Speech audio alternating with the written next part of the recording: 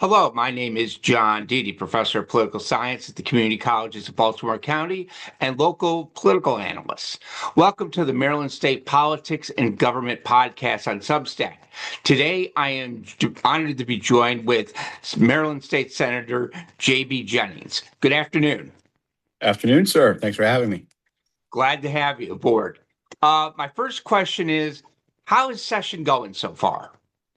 It's good. It's started out a lot faster than most sessions. We kind of came into this session with all the ICE issues.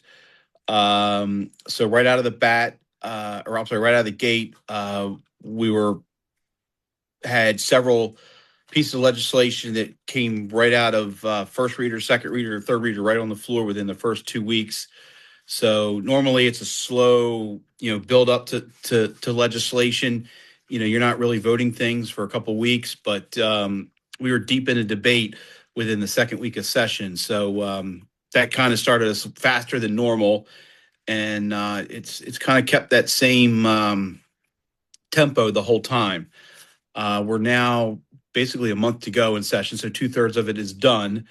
The budget will actually be on this Budget and Tax Committee is going to vote it this Friday morning at I think 9 o'clock. So the Senate will have the budget next week passed out. So we're rounding the what I call the final poll here with this race. So we should be done here, getting here out of here pretty soon, quickly. Now, I had heard that the Board of Public Works is estimating there may be a little bit more revenue to play with, but at the same time, next year there may not be as much. That is correct. So one of the things that we've done on budget and tax is just because we have the revenue doesn't mean we're going to spend it. So we actually have pulled back on some of the spending, and we have some more reserves that we're going to put aside that for that purpose. That's good to hear, because when I heard there was extra revenue, I was kind of concerned that someone was going to say, we found some money and now we're going to spend it. They would love to do that, but they understand that that's not the best thing to do. It's not fiscally responsible. So fortunately, I think we are going to, especially here on the Senate side, we're going to kind of restrict some of that spending and put more money in the reserves that we for next year. One of the big issues that's come up very recently, in part because of the situation regarding the SNAP program and even some of the stuff in Baltimore City, is the Office of Inspector General. There have been people that have suggested having a state inspector general. There are also people that have suggested giving inspector generals in the various counties and in Baltimore City a little bit more authority to do their job. Where do you stand on those things? And legislatively, do you think anything's going to happen this year with that? First of all, I don't know why we don't have them. I am in the military. I'm in the Air National Guard, and I know in the military we have them. We have IGs and all the branches and all the departments that we're used to. It kind of blows my mind that they're not more prevalent in government. Here in the state, we have Legislative Services, or DGS, DLS, Department of Legislative Services, which has a huge audit department within it, which they're the ones, whenever you see these audits about state agencies, they come from DLS, which is our branch kind of going in and doing audit on state agencies through the administrative branch. And it's our branch, the legislative branch, that's catching all these problems. And you would think the administrative branch would want this, and they'd have their own people in there, being an IG's office, to say, hey, let's look at it. You got to have somebody overlooking it. With the amount of money that we're spending, we've got several bills in. We've got a statewide IG bill. We've got some bills dealing with school IGs. I have the bill in that deals with the current IGs we have, making sure that they have access to everything. I know they've been cut off with the mayor's office with access to certain things because of FOIA requests. Where are these bills going to go? I don't think they're going to move very far. And I was talking earlier this morning on the radio about it. The magic word that people use in Annapolis right now is called transparency. That's what everybody loves to say is transparency. We want transparency. They want it until they're caught or until it or uncovers something, and then they don't want transparency. And that's what I'm finding out with these IGs is they say they want an IG, they say they want transparency until they start to uncover stuff, and then they're like, oh nope, we'll take it back. We don't want it. So we actually just in my delegation, Baltimore County delegation, we had the IG bill for Baltimore County, which would put an IG in Baltimore County school system. The bill failed 4-4 this past Monday, 4 days ago or 3 days ago. Blew my mind. I could not believe it failed. But it was a bipartisan support of the bill, but it failed on party lines on the Democratic side that it did not pass. So I don't know. I don't have no idea why some people, they talk about transparency. They want good government. They want to get rid of fraud, waste, and abuse. And here we have a way of doing it with an IG, but they won't support it when it comes to this legislation. Surprised about the Baltimore County thing because there was so much support, rhetorical support, let's use that word instead, before the bill was introduced. Everyone talked about we need to do this because for years people have considered the Baltimore County public school system more of an independent fiefdom. And I'm surprised that the political leadership in the legislature basically has said, well, let's kind of continue what we're doing. You would think that. I mean, there was support across the board for that. The council, Tabco, there was not much. There was practically no opposition for that bill. And the other thing was it was only enabling legislation. It did not take effect once it passed here. What it did was it enabled it, and then the county council was the one that had to actually enact it. So it still had an extra step to go. Again, it did not pass, failed 4-4. So, you can read between the tea leaves on what's going on here. Or between the lines here. Or between the lines. I'll work on some extra reading later on that one, but I kind of sense where a lot of that's going. One piece of legislation you've recently have introduced is basically protecting the Maryland state flag in the state constitution. Yes. Kind of what I have a feeling I know the answer, but I want you to kind of explain the answer of what led you to decide this had to be done. So earlier this year, there was discussion, kind of started with the governor talking about the conflicts within our state flag. And, being I guess during the Civil War, those from the North took one color or one side of the flag. The others, those protecting the South side, took the other side of the flag. And I guess that's where we were talking about the conflict. And from that, some people thought that, we should do away with our state flag. And it really started a debate back in, I would say, late January, early February is when there was truly discussion about what's going to happen with our flag. The governor quickly came out and said that absolutely not. I love our flag. I want to protect it. I want to say, keep it. We're not going to change it. And, as I said, when I got up on the floor to present the bill is, ideas start with a spark, and those sparks then get in people's minds, and eventually that flame starts to grow, and somebody puts in a bill to change it. And we need to protect it. The only way we can is to actually put it in the Constitution, so it's much harder to change, what our flag is. So, what I would say is if the governor says he loves our flag, he wants to protect our flag, then he should join on and he should be calling for putting our flag in the Constitution. And some people say, oh, it shouldn't be in there. Do you know we put our Constitution in the last, decade? We've put gambling in there. We've put cannabis in there. We've put reproductive rights in there. I mean, you even have off-street parking or on-street parking in Baltimore City is in our state constitution. I think we should actually put a flag, our state flag, that is the most recognizable state flag of any flag in the country in the Constitution to protect it. One question I always love to ask political leaders is when you think about when you first became aware of politics and grew an interest, who are your Republican or non-Republican North Stars that you kind of looked at, admired, and tried to not necessarily walk their exact path, but look at them as a little bit maybe of a role model? Of course, for me, growing up, kid in the '80s was of course Ronald Reagan. He was the kid that I admired, or the guy that I admired as a kid. Um, I remember, he would do his talks from the White House.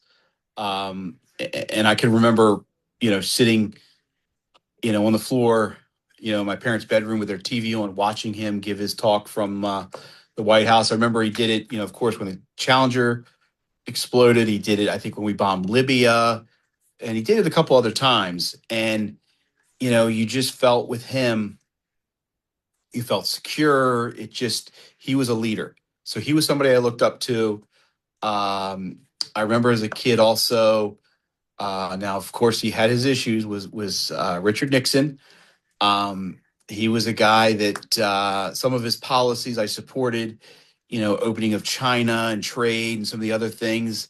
Unfortunately, he had his shortcomings as a president with his his trust factor and everything, of course, with white um,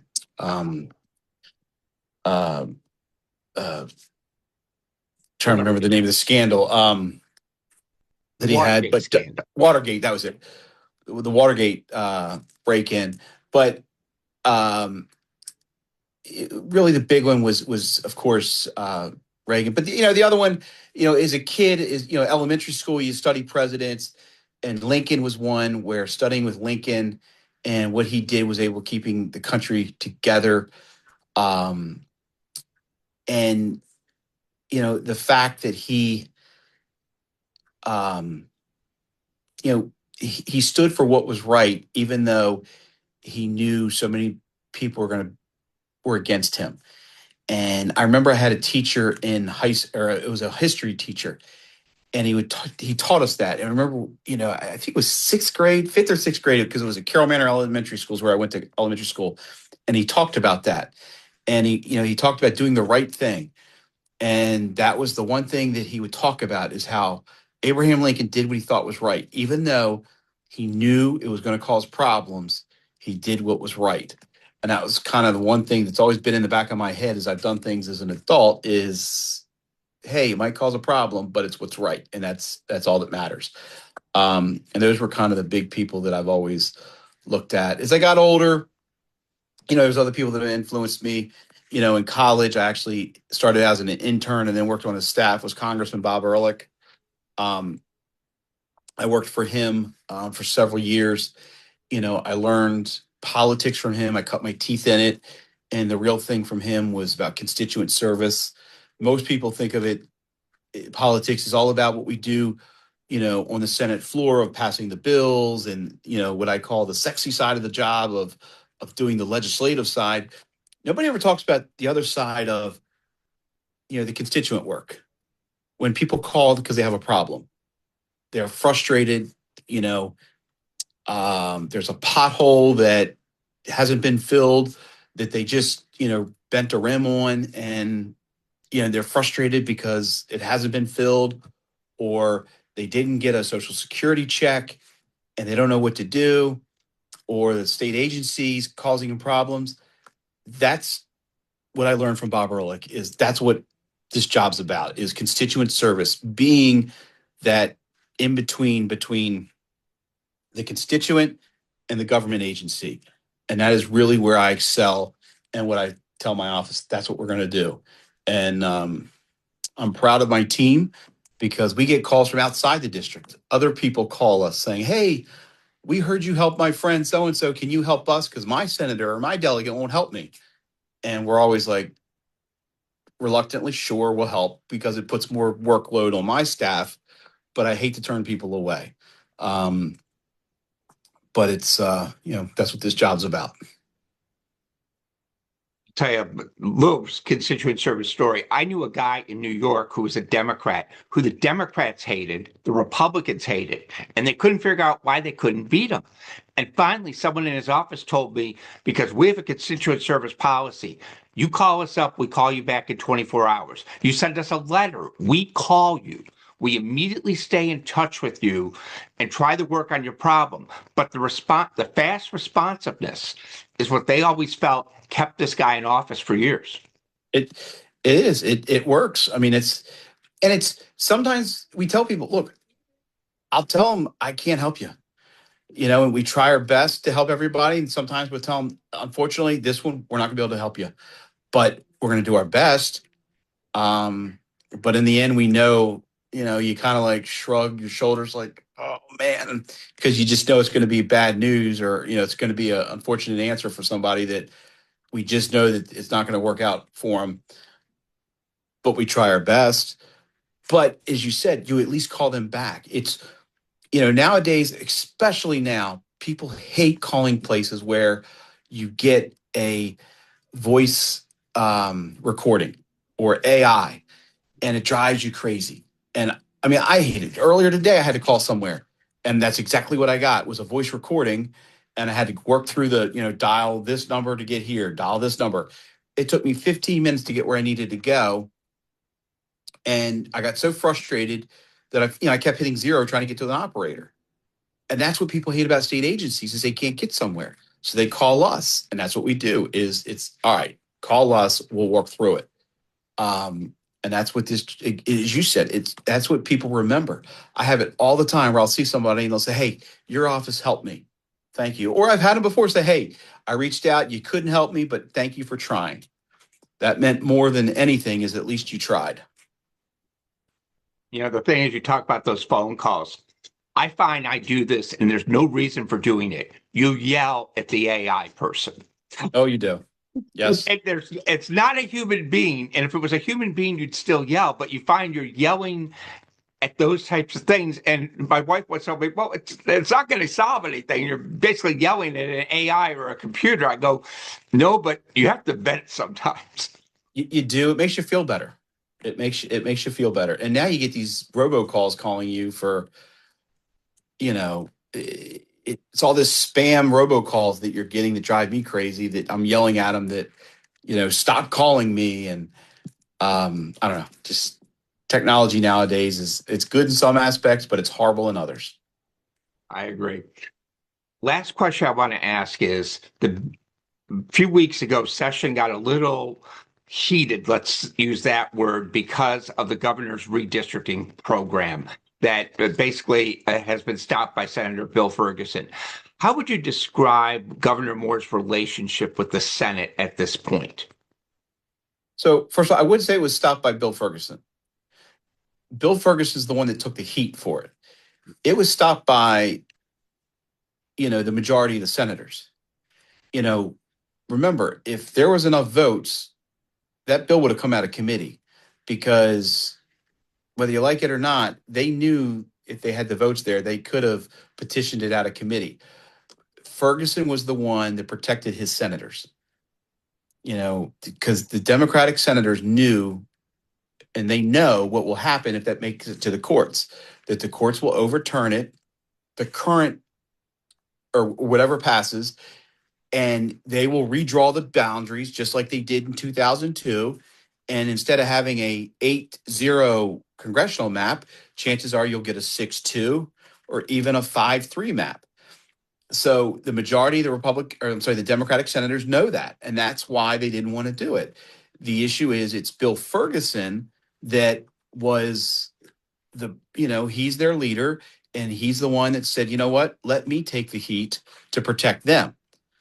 Because what's happening now is all the focus is on him instead of on 20 or 30 Democratic senators. It's just on one. The relationship between he and the governor, I would say it's very trying to think of a word to use to describe it. It's marginal, if that. This is where I think the governor is wrong and unprofessional in what he's doing. He was doing all this to gain one seat in Congress. And, he would talk about fairness. And I'd say to him, and we had a press conference, and I said, explain to me what is fair about what you're doing. Because what I would argue is the current map, what he's drawn out at 8-0, is not fair. How is that fair? And why aren't we talking about legislative districts? Because if you're telling me the maps that were drawn for the congressional map are not fair, and we need to change them, then why aren't we dealing with the legislative maps? Because they were done at the same exact time by the same people. So why aren't, if one's unfair, the other one's not fair, we should do them all at the same time. Um, it was just, the governor's just using his future ambitions to push this agenda for the Democratic Party, cause this. He strained his relationship, especially on the Senate side. Um, if you've noticed, he hasn't testified in the Senate. He's testified over on the House side. He hasn't come over to the Senate anymore. So it's, I think he's done some political damage to himself over here, and it's going to take him a little while to recover. I mean, there's some inside baseball stories I can tell you about. The lieutenant governor testified a couple weeks ago in the finance committee, and when she actually testified, she thanked two members in particular. When she started to testify, she thanked Senator Arthur Ellis for his service in the military, and she thanked Clarence Lamb for his service as a doctor in the healthcare community. But she didn't thank anybody else. And the reason she thanked those two is because those are the two that said they were supporting the redistricting bill. And it was a total, slight to the other committee members. And trust me, it did not go unnoticed. All the members have talked about it. And, it really caused some damage over here, and she sent over donuts a couple days later, kind of, thanking everybody for everything they've done. And, I can tell you, some of us never ate the donuts. We're kind of like, thanks, but no thanks. It's just their political ambitions are causing some serious issues over here in the Senate. I'll tell you that.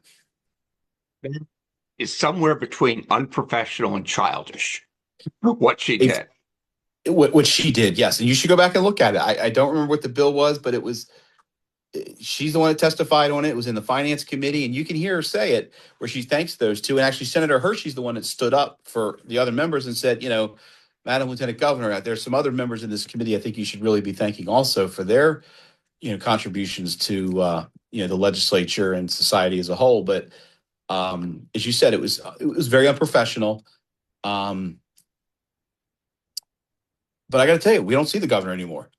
And I'm not trying to, railroad this Zoom meeting, focused on the governor, but normally, they're around, we see him for stuff. We hear from him. I don't see him anymore. It's interesting times down here. So Do you think he's avoiding the Senate, kind of like, well, I'll show them, or by not showing up, maybe show up around the House side, but not show up around the Senate side?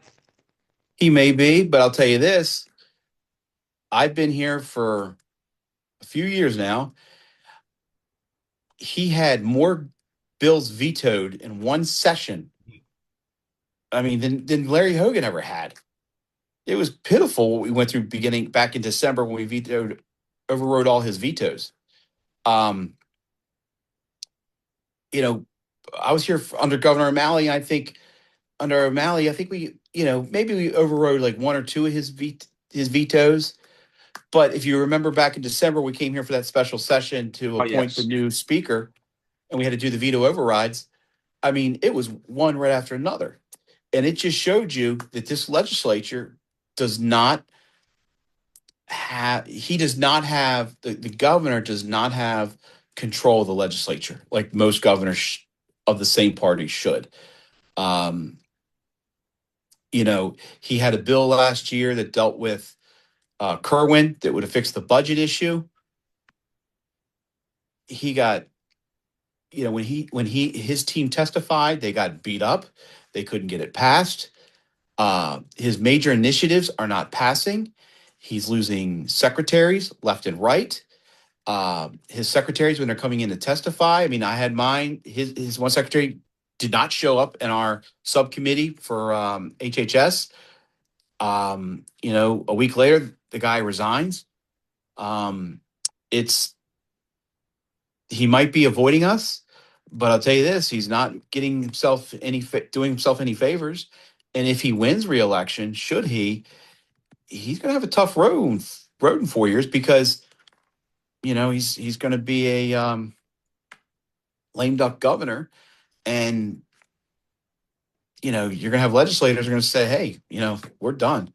You know, we're running the show now," and they're going to be pushing him around because he's going to be coming to them because he needs their help for his political aspirations, and it's going to be a different ball game at that point. And the legislators are going to be showing him the way it's going to be. So it'll be interesting times next year should he get reelected, which I think he depending on who wins this Republican primary could make it pretty interesting run. Because studies show the second term is much harder than the first term, and especially the last 2 years of any term, because then all citizens get tired of their governor after 6 years. And Yep. it's just a race to the finish line. I never felt they got tired of Hogan, though, but they generally get tired of the governor, and most of them were really tired of O'Malley. They were. And what it was there at the end of the O'Malley's 6 years, he made that, or after 6 years, O'Malley made that turn to start to run for president and started to do things for that, which really went against what the average Marylander wanted. And that's where you're going to start to see Governor Moore do, which is really going to start to turn people away. So I think he's going to escalate that even quicker. I think it's going to turn much quicker against Moore in the next year. There's a tricky thing about 2028 is we're already at 2026 right now, and the problem for him is you get to a point where you've got to be announced as a candidate by middle of 2027, or you may as well forget about it. Because I remember it was the middle of 2019. They were already doing Democratic presidential debates, and they had like 8, 9 people on the stage. Yeah. And I think he's already said he's not running in 2028. But I don't know if he's just saying that to get through this election this year, and then afterwards he'll come back and say, well, you know what? I've rethought it. There's really not a great candidate, so I'm the best candidate, so therefore I will run. I don't know. Or, should Gavin Newsom pick him as his vice president, then he's in the race. It's the next 2 years will be interesting, that's for sure. Definitely so. I want to thank you again for your time, and good luck this legislative session. Thanks. You got it. Good being here.